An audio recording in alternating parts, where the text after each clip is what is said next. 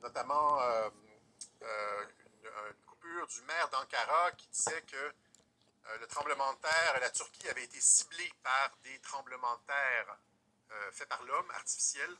Ça, c'est le maire d'Ankara, c'est le maire de la capitale, vous comprenez?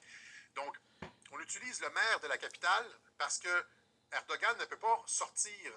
Ah tiens, Momochi est arrivé à l'heure.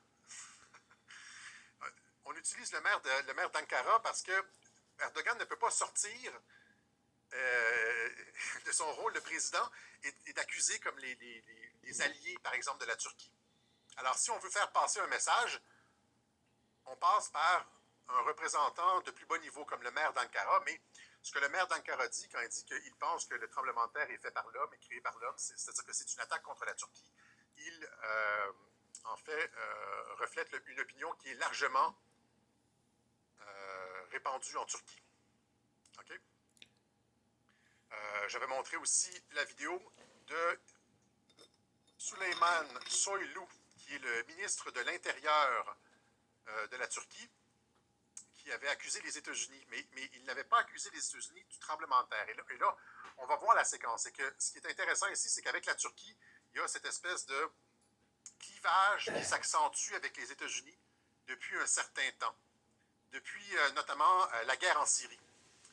Vous vous rappelez, en 2015 ou quelque chose comme ça, 2016 peut-être, la Turquie avait abattu un chasseur russe, un MiG-40, je ne me rappelle pas c'est quoi, ou un MiG-29, je ne me rappelle plus c'est quel type d'avion.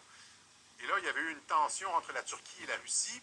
Et Vladimir Poutine, comme à son habitude, avait gardé son sang-froid et n'avait pas réagi. Et finalement, il y avait eu comme des discussions.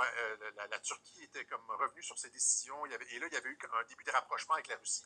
La Russie n'était pas tombée dans le piège de la provocation à ce moment-là. Comme ils ne sont pas tombés dans le piège de la provocation avec Nord Stream, comme ils ne sont pas tombés dans le piège de la provocation avec la mort de la fille d'Alexandre Dugin, Daria Dugin, il y a eu des tentatives de provocation de Vladimir Poutine afin de lui faire un geste insensé et il n'est jamais tombé dans le panneau. Et donc, depuis ce temps-là, il y a ce rapprochement entre la Turquie et la Russie. Il y avait aussi cette tentative de coup d'État contre Erdogan. Je ne me rappelle plus c'est en quelle année. 2015 aussi, potentiellement.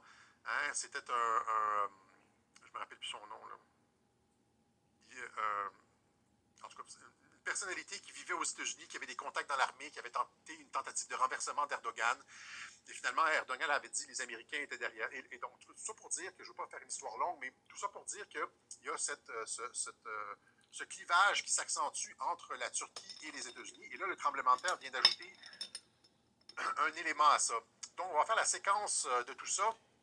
Le 23 janvier dernier, le président de la Turquie, Erdogan, dit non à l'entrée de la Suède dans l'OTAN. Il avait dit qu'il allait voir, etc. Il avait dit aussi que non, la Suède a des éléments terroristes que la Turquie recherche sur son territoire, on ne peut pas accepter ça. Finalement, c'est non. Donc, non à l'expansion de l'OTAN. Okay, le 23 janvier. Du 28 au 30 janvier, c'est-à-dire une semaine plus tard, plusieurs pays européens ainsi que le Canada déconseillent à leurs voyageurs d'aller en Turquie parce qu'il y aurait une alerte terroriste. Alors, voilà ici, sur voyez, l'ambassade consulat américain en Turquie. Le 30 janvier, on dit n'allez pas, alerte d'attentat potentiel en Turquie, faites attention, etc. Même chose ici au Canada, conseil aux voyageurs, faites preuve d'une grande prudence pour la Turquie, etc. C'est-à-dire une semaine après la déclaration d'Erdogan. Et là, Erdogan était furieux et a convoqué, Ankara convoque les 9 ambassadeurs des pays qui ont fermé leur consulat.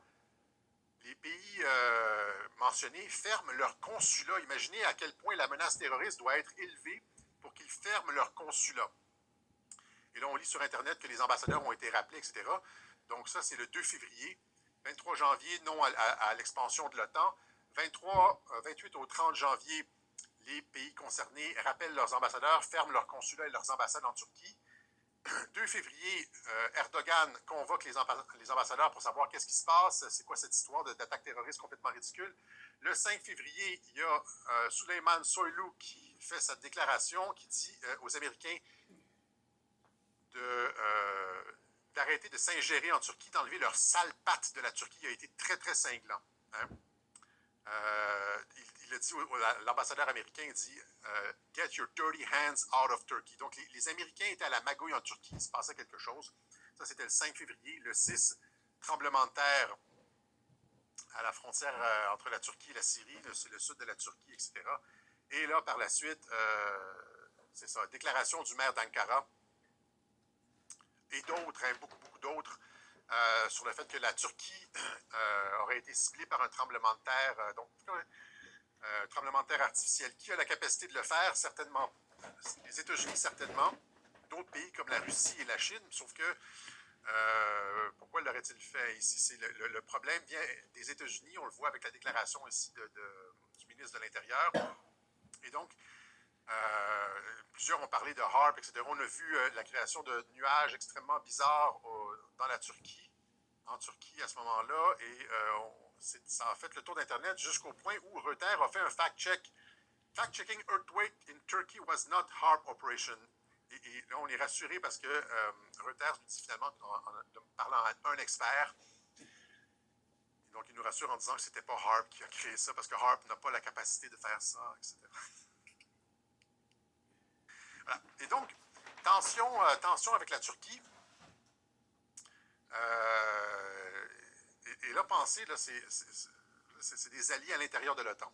Ça, maintenant, même chose ici avec Nord Stream. On en a parlé la semaine dernière avec Seymour Hersh. De plus en plus de voix s'élèvent en Allemagne pour questionner, demander